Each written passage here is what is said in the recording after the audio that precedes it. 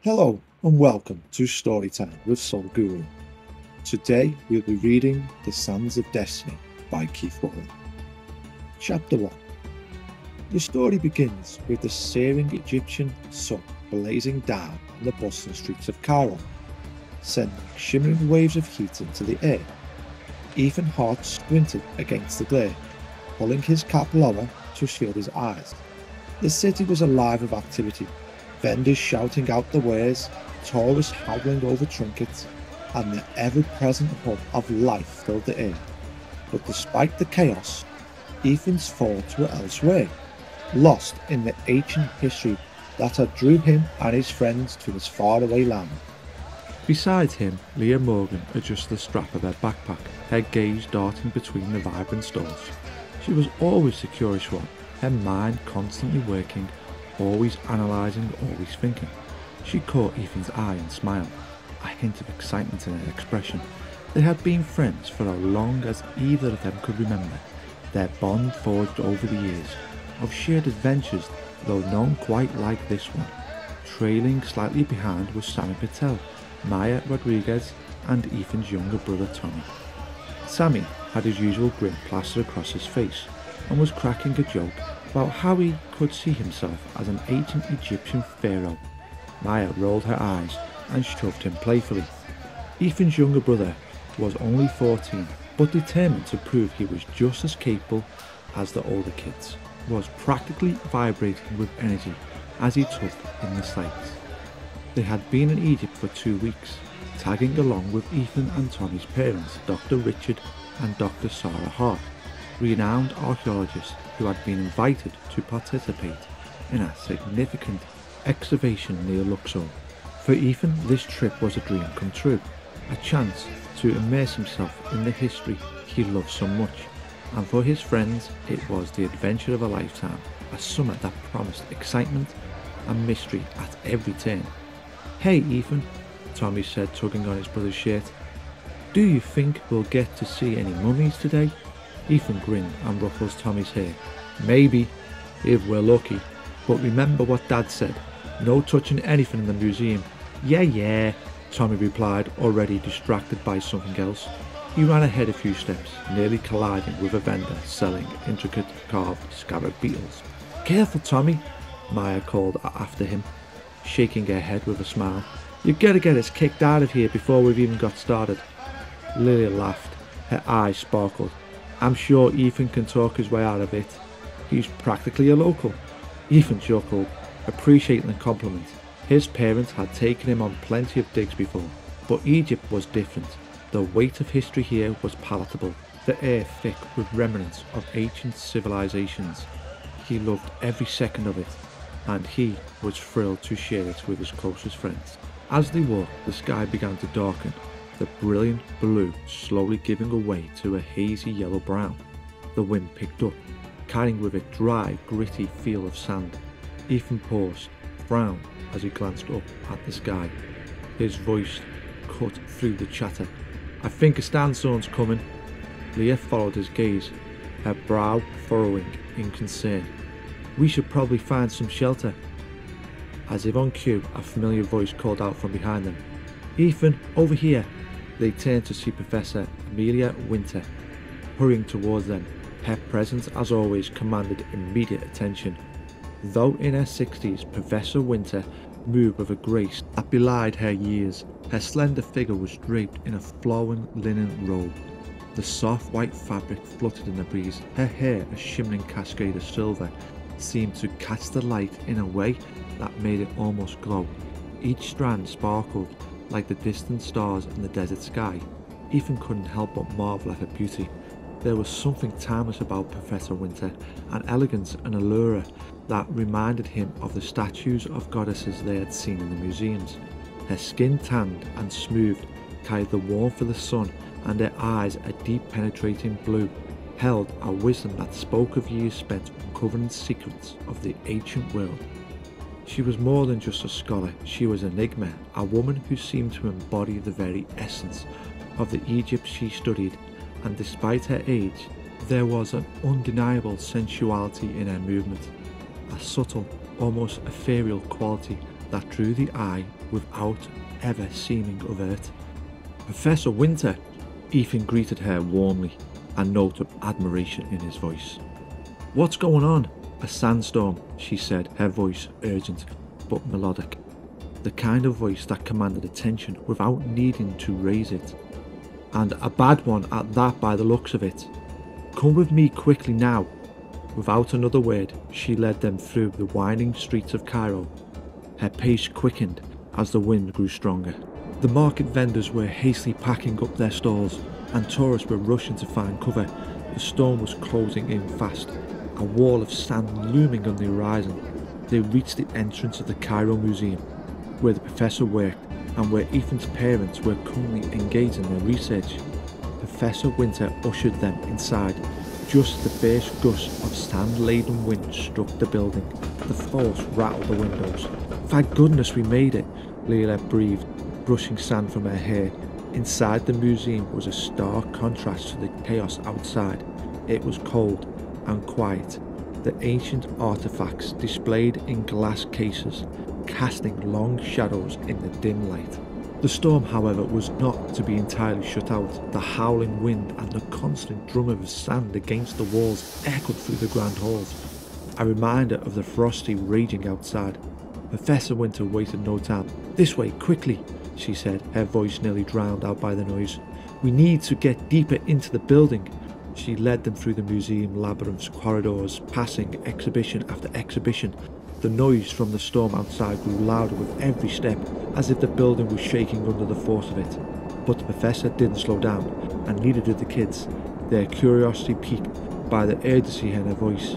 They finally reached a large wooden door, ornately carved with symbols that even Ethan couldn't immediately place. The professor produced a key from around her neck and unlocked the door, pushing it open to reveal a library unlike any they had ever seen. The room was vast, with shelves stretching from floor to ceiling, packed with ancient books, scrolls and artifacts. Dust motes danced in the air, caught in the beam of light filtering through high, narrow windows. The atmosphere was heavy with the scent of old paper and ink, a smell that Ethan found both comforting and thrilling.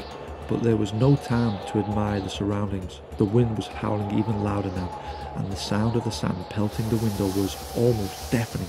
Professor Winter led them deeper into the library, past rows of shelves and cabinets, until they reached a large tapestry hanging on the back wall. It depicted a scene from ancient Egypt mythology: Osiris, the god of the afterlife, judging the souls of the dead. Without a word, Professor reached behind the tapestry and pressed a hidden switch. With a soft click, a section of the wall slid open, revealing a narrow, dim-lit passage. "This way," she instructed, stepping into the passage.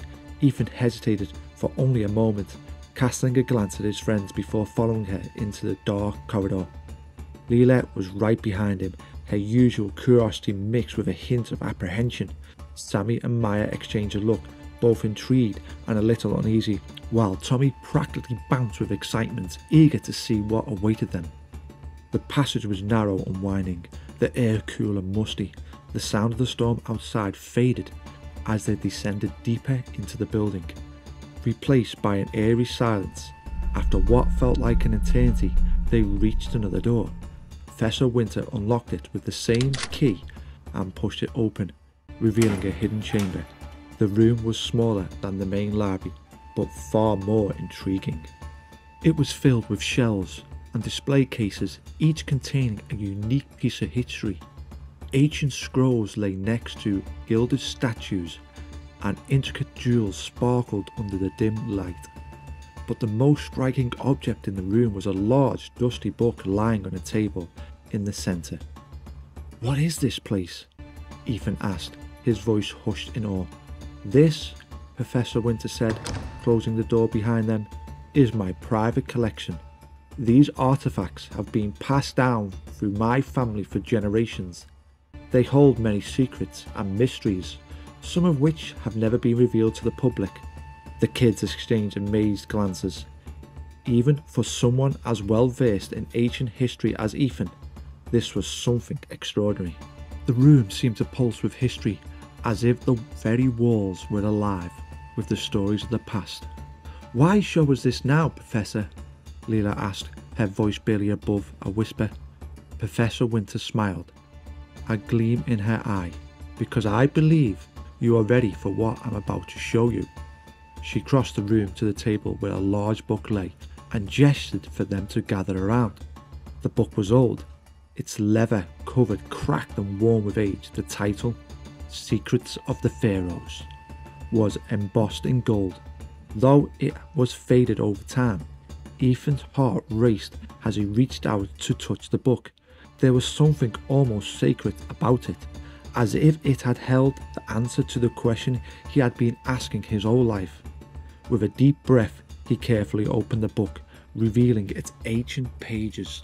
The first few pages were filled with elaborate illustrations and hieroglyphs, the meaning of which was lost to time. But as Ethan turned the page, something caught his eye, an ancient map, folded and tucked between the pages. He carefully unfolded it, revealing a detailed drawing of an Egyptian landscape, marked with the symbol X. This clearly indicated a specific location. "Is this what I think it is?" Sammy asked, leaning in for a closer look. Professor Winter nodded. "It is indeed. The map is said to lead to a lost treasure, hidden away centuries ago by a pharaoh whose name has been lost to history." As he turned the page, the room seemed to grow colder and the light flickered. Professor Winter's voice cut through the silence. "This book is said to hold the key to a long-lost treasure, hidden away by the pharaohs themselves. But it is not just any treasure. It is rumoured to possess the power to change the fate of those who find it." Ethan's mind raced. With the possibilities, the ideas of discovering such a treasure was thrilling, but the responsibility that came with it was daunting. He glanced at his friends, all of them equally captivated by the book contents. "We have to find it," he said, his voice filled with determination. "This is what we came here for." Professor Winter nodded. "Very well, but remember, this journey will not be easy. The path ahead is fraught with danger and mysteries. You must be prepared for anything." As the storm outside continued to rage, the group huddled together in the hidden chamber. The ancient secrets of the pharaohs spread out before them. Their adventure had only just begun, and they were about to embark on a journey that would take them far beyond their limits and imagination. "Wow," breathed Maya, her eyes wide with wonder. "A real treasure map?" Leela, ever practical, was already pulling out her phone. "I'm gonna take a picture for reference," she said, snapping a photo of the map. As she did, something strange happened. The ground beneath them trembled slightly, and the air around them seemed to hum with energy. The golden light from the map grew brighter, and before any of them could react, they were enveloped in a blinding flash of light. When the light faded, they were no longer in the hidden chamber. Instead, they found themselves standing in the middle of a bustling Egyptian marketplace. The noise, the smells, the vibrant colours, it was all too real. Ethan looked around in shock, his heart pounding. They were surrounded by people dressed in traditional Egyptian clothing. The sun blazing down on the bustling market. Camels and donkeys passed by, merchants shouting their wares, and the sound of haggling filled the air. "Are we in ancient Egypt?" Leela asked, her voice trembling in disbelief. "It sure looks like it," Sammy replied, his eyes wide with astonishment. "This is impossible," Maya whispered, but the wonder in her voice betrayed the true feelings. Ethan's mind raced.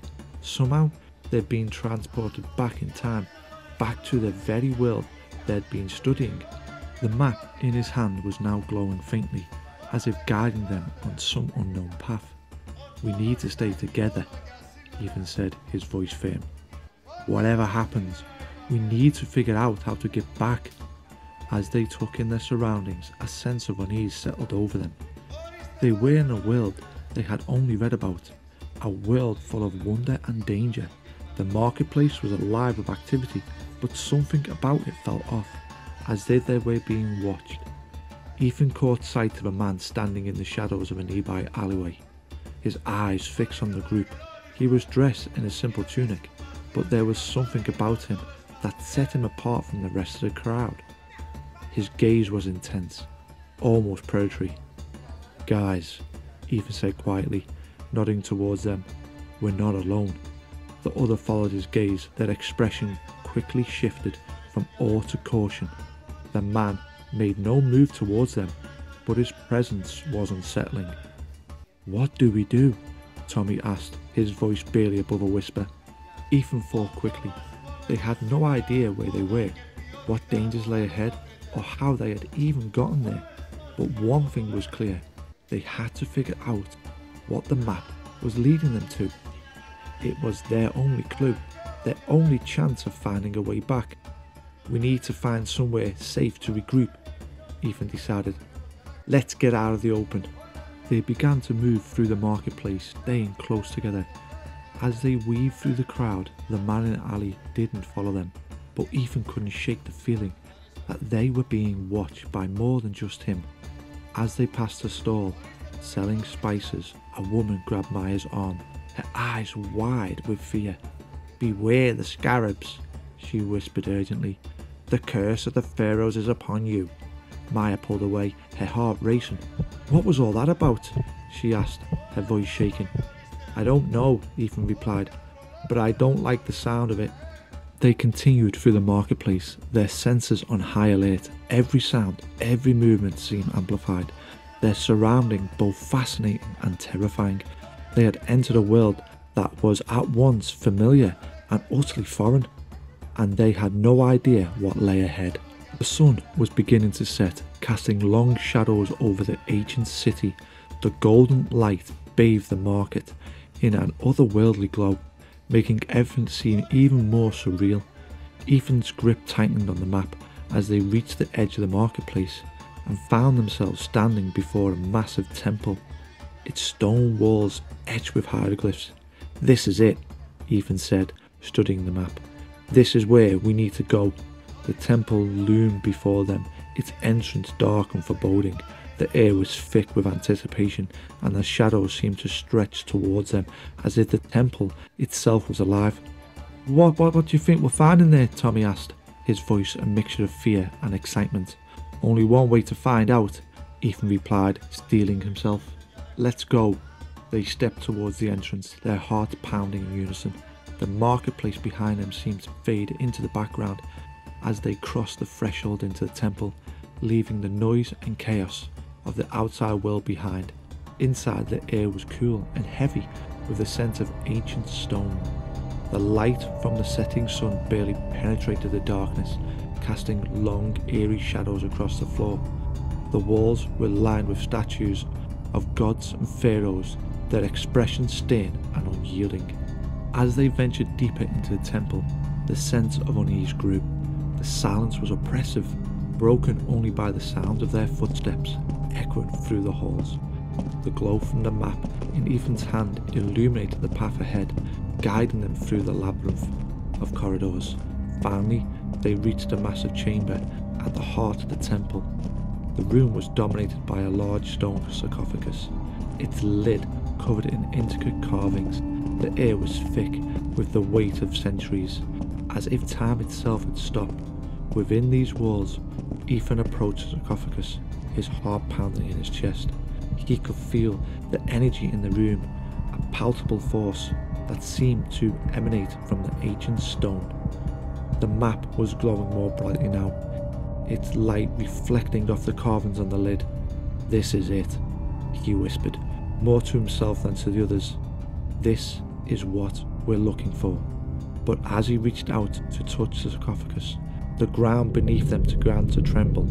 The walls shook and the air filled with a low rumbling sound that seemed to come from the very depths of earth. "Ethan, what's happening?" Leela asked, her voice trembling with fear. Before he could answer, the floor gave way beneath them. The ground crumbled and they were plunged into darkness, their screams echoing through the chambers as they fell into the unknown. Unfortunately everyone, this is the end of chapter 1 of the Sands of Destiny. If you enjoyed the journey so far, please don't forget to like, subscribe, drop me a comment. I hope to see you all soon for chapter 2. Thanks for listening.